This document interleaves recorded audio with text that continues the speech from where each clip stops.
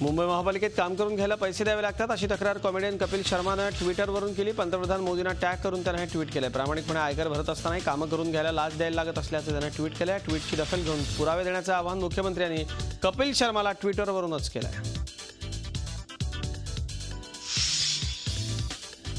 बीएमसीत लाच देण्याकरता मनसेच्या पदाधिकाऱ्यांना मध्यस्थी केल्याचा कपिल शर्माचा आरोप बिनबुडाचा आहे असा दावा मनसेने केला। कपिल शर्मानं पुराव्यासह बोलावं अन्यथा त्याच्या शोचं शूटिंग बंद पाडू असा इशारा मनसे चित्रपट संघटनेनं दिला। त्यानंतर कोणत्याही राजकीय पक्षावर दोषारोप करण्याचा आपला हेतू नसल्याचा खुलासा कपिल शर्मानं ट्विटरवरून केला।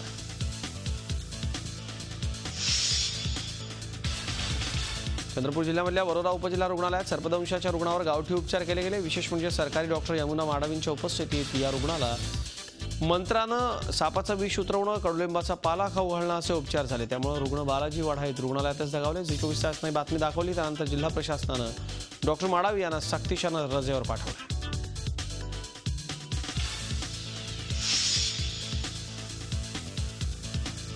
राज्यामधल्या साखर साठ्यावरची मर्यादा काढण्याबाबत केंद्राला प्रस्ताव पाठवणार असल्याचं राज्य सरकारनं सांगितलं। शरद पवार आणि मुख्यमंत्री यांच्यात झालेल्या बैठकीत हा निर्णय घेतला गेला। ऊस खरेदी कर माफ करण्याची मागणी यावेळी साखर संघानं केली। त्यावर चर्चेचं आश्वासन दिलं गेलं। कांद्यानं सध्या शेतकऱ्याला पुरतं रडवलंय। परराज्यातून कांद्याची मोठ्या प्रमाणात आवक झाल्यानं नाशिक जिल्ह्यामधल्या कांद्याच्या मागणीत घट झाली। त्यामुळे जिल्हा कृषी उत्पन्न बाजार समितीत कांद्याला गेल्या 4 वर्षातले सर्वात कमी दर मिळत आहेत।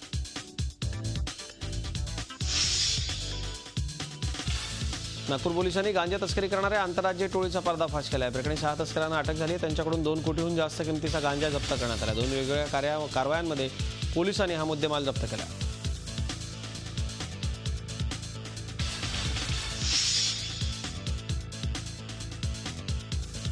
गणेशोत्सवामध्ये 5 दिवस लाऊडस्पीकर परवानगी देण्याचा निर्णय राज्य सरकारने घेतला। त्यानुसार 5 दिवस रात्री 12 पर्यंत लाऊडस्पीकर चालू ठेवता येणार। याआधी ही परवानगी 4 दिवस देण्यात आली होती।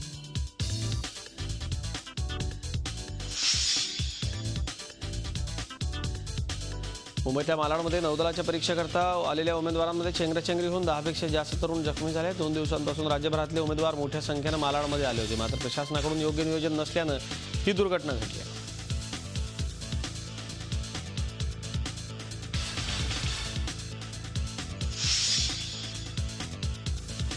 हेअरबँड न लावल्यानं 6व्या इयत्तेतल्या विद्यार्थिनीला 120 उठाबशा काढण्याची शिक्षा देण्यात आली। अंबरनाथमधल्या मदन सिंग मनवीर सिंग या इंग्रजी शाळेमधली घटना। या मुलीची प्रकृती बिघडल्यानं तिला अखेर रुग्णालयात दाखल करावं लागलं। ओडिशात झालेल्या भीषण बस अपघातात 19 जण ठार तर 43 जण जखमी झाले। जखमींमधल्या काहींची प्रकृती चिंताजनक आहे। मृतांचा आकडा वाढण्याची भीती आहे। अंगोल जिल्ह्यातल्या देवझिलाधारीजवळ एका बस पुलावरून 40 फूट खाली कोसळली। बौद्धवरून आथामालिक या ठिकाणी जाताना हा अपघात झाला। जखमींना अंगुलमधल्या SCB मेडिकल कॉलेज हॉस्पिटलमध्ये दाखल करण्यात आले। मुख्यमंत्री नवीन पटनायक यांनी मृतांच्या नातलगांना प्रत्येकी 2 लाख रुपयांची मदत जाहीर केली। तसंच जखमींच्या उपचाराचा खर्च सरकार करणार असल्याचं त्यांनी स्पष्ट केलं। चालक बस चालवत असताना मोबाईलवर बोलत असल्याचं बचावलेल्या काही प्रवाशांनी सांगितलं।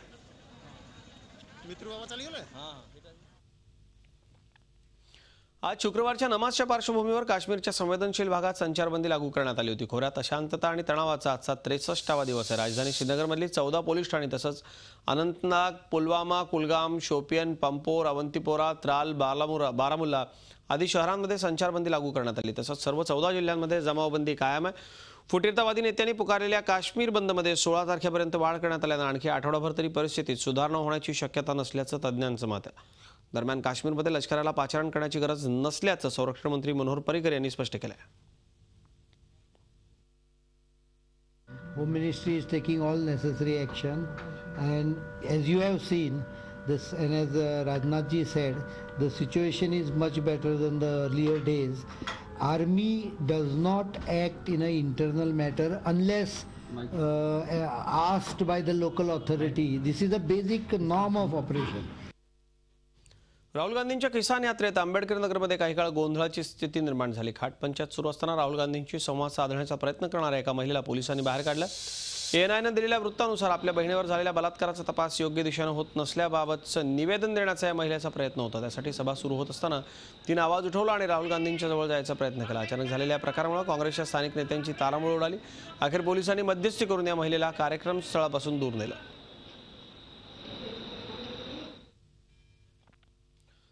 तटरक्षक दलाची ICGS सारथी ही गस्ती नौका आज सेवेत रुजू झाली. केंद्रीय गृहमंत्री राजनाथ सिंग आणि संरक्षण मंत्री मनोहर पर्रिकर यांच्या उपस्थितीत twin engine light helicopter, 5 high speed boat तसंच प्रदूषण नियंत्रण प्रणाली बसवण्यात आली. 26/11च्या हल्ल्यानंतर तटरक्षक दलाला अधिक सशक्त करण्यावर केंद्रीय गृह मंत्रालयानं भर दिला. यापुढेही दलाची ताकद अधिकाधिक वाढवण्यावर भर दिला जाईल असं गृहमंत्र्यांनी स्पष्ट केलं.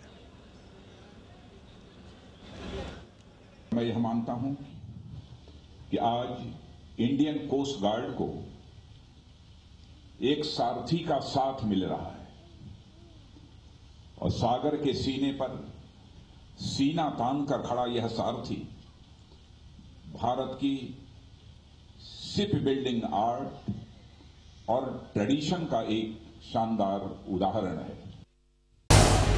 झी 24 तास रहा एक पाऊल पुढे.